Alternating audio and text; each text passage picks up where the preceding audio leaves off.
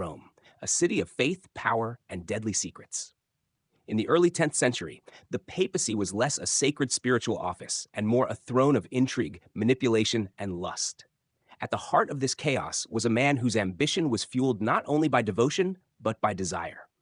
Giovanni da Tossignano, a young priest, would rise to the papal throne as John X, but the very passions that elevated him would also seal his fate. How does a man sleep with the wife of the man who makes him pope? How does desire and ambition lead to a throne and then a prison? Stay until the end, because the story of John X is one of forbidden love, ruthless politics, and a deadly betrayal, and it will leave you questioning everything you thought you knew about the medieval church.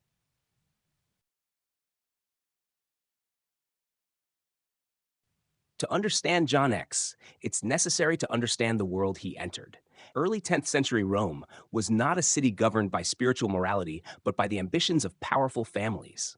Among them, one couple towered above all others, Theophylactus and his wife, Theodora. Theophylactus was a man of immense wealth and influence, controlling armies, territories, and alliances. But his wife, Theodora, was the true power behind the throne. She maneuvered bishops, swayed elections, and could determine the fate of anyone in Rome. Theodora's ambitions, however, were not limited to politics. She was a woman who understood desire as a tool of power. She was unafraid to use her allure to control men, blending intimacy with influence.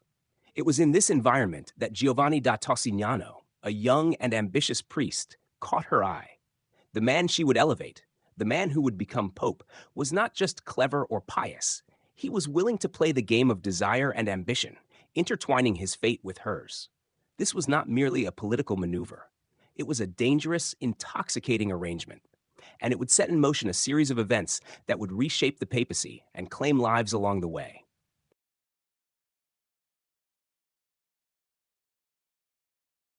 Giovanni da Tossignano was no ordinary priest.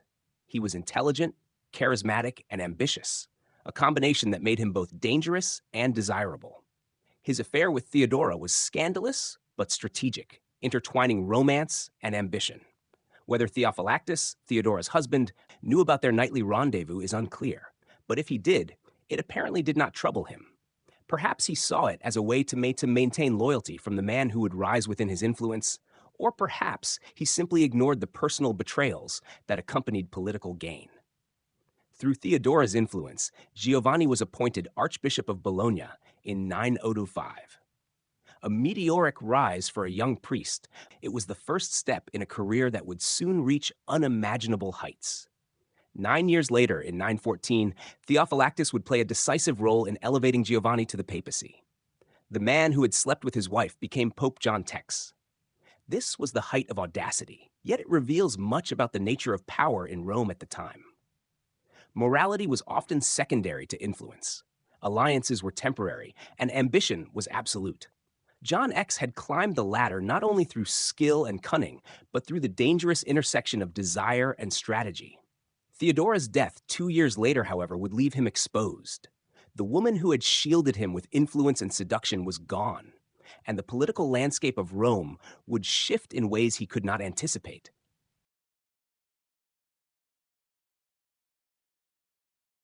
With Theodora gone, her daughter Marozia inherited her political empire. Young, cunning, and ambitious, Marozia was a woman who knew how to navigate the treacherous waters of Roman power. She had already been the mistress of Pope Sergius III, and rumors suggested she may have also been involved with John X, although historians caution that these were likely exaggerations by her enemies.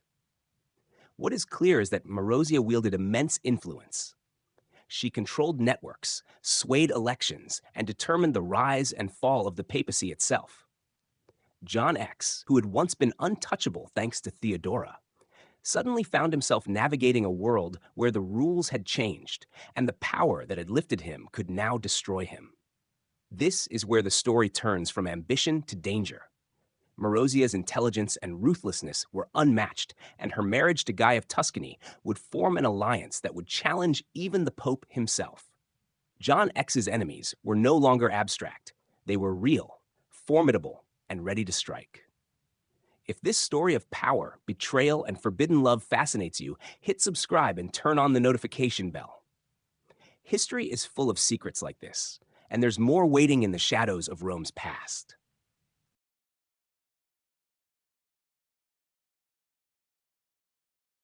The death of Theophylactus had left John X without his strongest allies. Suddenly, the papal throne that had seemed unassailable became a precarious seat. Marozia, now married to Guy of Tuscany, seized her opportunity. In 927, their forces invaded Rome, overthrowing John X and demonstrating that no pope, however powerful, could survive without allies in this volatile city. John X was arrested and imprisoned in Castel Sant'Angelo, a fortress notorious for its dungeons. The man who had once commanded armies and swayed nobles was now at the mercy of those he had underestimated. Isolation, hunger, and despair awaited him. The very powers he had manipulated and navigated were now poised to ensure his complete downfall. Even in the midst of this political upheaval, the irony was stark. The same passions that had elevated him to the papal throne, the ambition, the entanglements, the relationships, had now led him to a solitary cell where survival was uncertain. His story serves as a warning about the thin line between influence and vulnerability, between desire and destruction.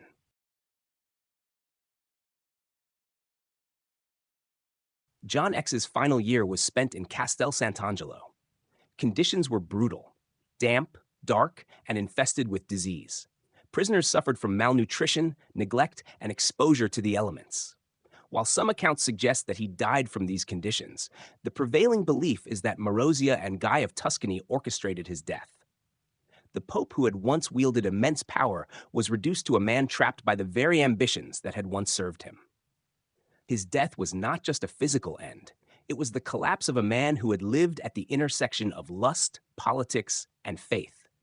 It symbolized the vulnerability of even the most powerful individuals in a world where alliances were fleeting and ambition was the ultimate currency. But John X's story is not merely one of personal downfall. It reflects an era in which the papacy itself had become a pawn in the games of powerful families. The so-called pornocracy, the period in which women like Theodora and Marozia dominated Rome from behind the scenes, transformed the papacy from a spiritual office into a tool of political manipulation and personal ambition.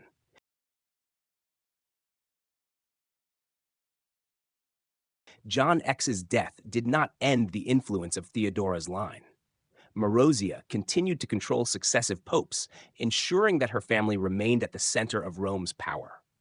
The Saeculum Obscurum, the Dark Age of the papacy, was a period defined by corruption, seduction, and the manipulation of spiritual authority for personal gain. John X's life and death stand as a testament to the dangers of combining desire with ambition.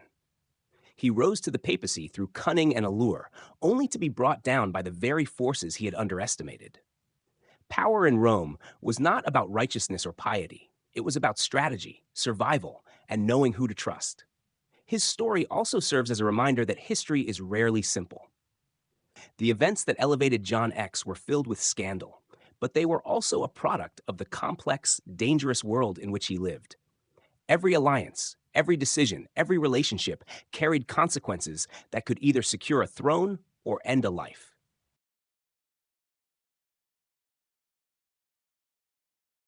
John X is remembered as a sinner, a victim, a lover, and a political player. But perhaps above all, he was a man caught between God and the temptations of Rome, a man whose ambitions brought him to the pinnacle of power, and whose desires ultimately led him to a prison where neither faith nor cunning could save him. In the end, John X's story is more than a tale of scandal. It is a story of humanity itself, ambition and desire, love and betrayal, power and downfall. Rome remembers him not simply as a pope, but as a symbol of the dangers that arise when passion and politics collide. And this is only the beginning. Because in the shadows of Rome, the women who ruled from behind the throne continued to shape the papacy, and their influence would echo for generations. If this tale of lust, power, and betrayal has captured your imagination, like this video and subscribe to uncover more hidden truths from history. Turn on the notification bell to make sure you never miss a story that challenges what you think you know about the past.